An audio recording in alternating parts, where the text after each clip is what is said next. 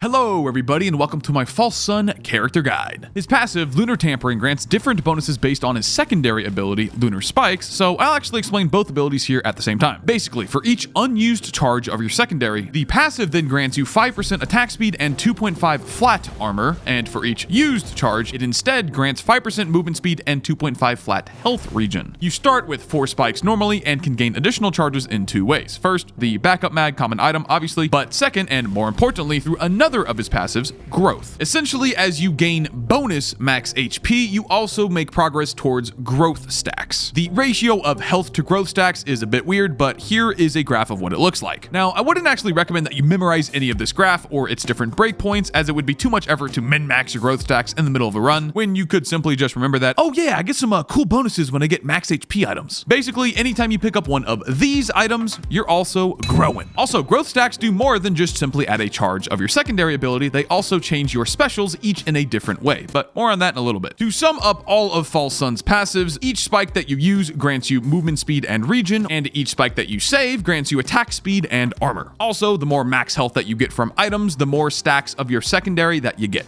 There you go. Now, what do your spikes actually do? Well, they're a projectile attack, each dealing 150% damage and applying a stack of the Lunar Ruin debuff. This debuff slows, reduces healing, and increases damage taken per stack. And all stacks are refreshed in duration when a new one is applied, just like Bleed. Lunar Ruin, the debuff, lasts 5 seconds, and the base cooldown of a spike charge is 4 seconds, so you can pretty much just endlessly stack this debuff right off the bat. And fun fact, for some reason, this debuff also counts twice towards Death Mark, so if you only have 2 other sources of debuffs, such as a Chrono Bauble and an Ice Band, you can then trigger the Death Mark by simply slapping the target with a spike. But I would probably think of this as a bug, as something like Rex's passive, Weaken, which reduces armor, damage, and movement speed, only applies once towards Death Mark. It's probably a bug. But hey, given the state of the DLC, who knows? Your guess is as good as mine. Anyway, the damage increase to enemies is a staggering 10% per spike. Death Mark is 50% for reference. And remember that the debuff is entirely refreshed when a new stack is applied, so you can quickly scale the damage up you deal to tanky enemies by just spamming your spikes. Now, going backwards here to False Sun's primary, Club of the Forsaken, this is a melee attack that can be swung normally for 300% damage per hit, but also charged up to deal a whopping 1500% damage, also with a 3.0 proc coefficient.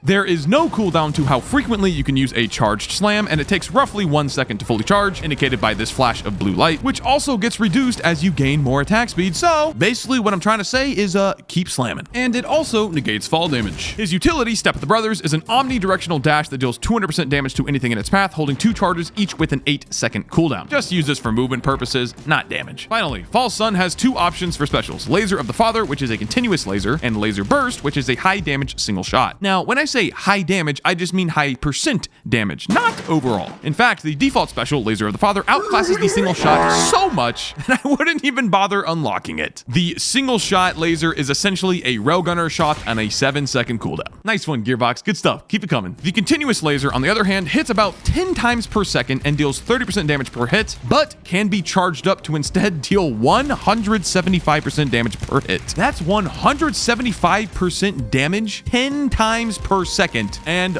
of course, it scales with attack speed. And just to top things off here, using either of your specials refills a portion of your lunar spikes as well, which, remember, every unused spike also grants you some attack speed. And can you guess which special refills all of your spikes versus which one refills only a portion of them?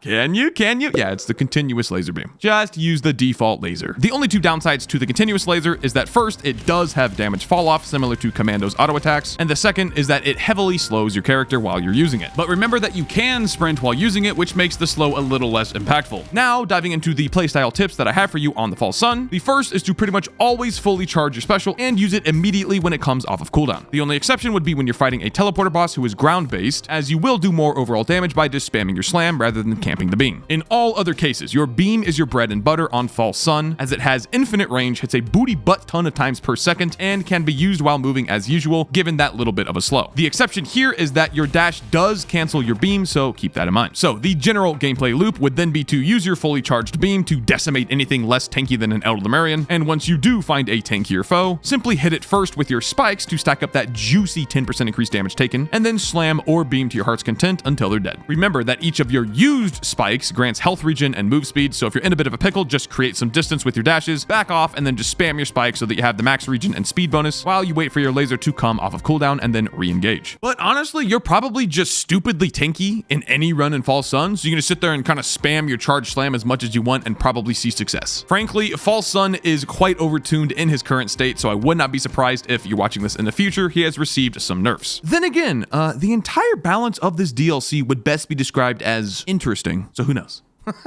Remember that Chef here has a worse Artificer Flamethrower for his continuous beam attack and has a 0.5 proc coefficient on his auto attack. Meanwhile, False Sun has, again, a cross-map infinite range of 1500% damage per second, more like 2000% with all the attack speed that you get, continuous beam, and then a 1500% damage spammable scaling with attack speed slam with a 3.0 proc coefficient. These both came out with the same DLC. You be the judge. Anyway, for items, you obviously want to prioritize any max HP items that you see in a run, which gains you growth stacks, which, oh yeah, I also forgot to say that each growth stack gives you charges on your secondary, but also increases the duration of the laser beam, so definitely want to get some health items. And other than that, just always fully charge your special, never just tap it, and then slam stuff. That's pretty much it. Other than that, you can likely do whatever you want on the False Sun to get a good run, as long as you don't like int face first into a pack of overloading Elder. Anyway, that's all I have for you on playing the False Sun. Remember, you can check out my stream at twitch.tv/WoolieGaming. Also here on YouTube, we're streaming on both nowadays. And thank you very much for watching.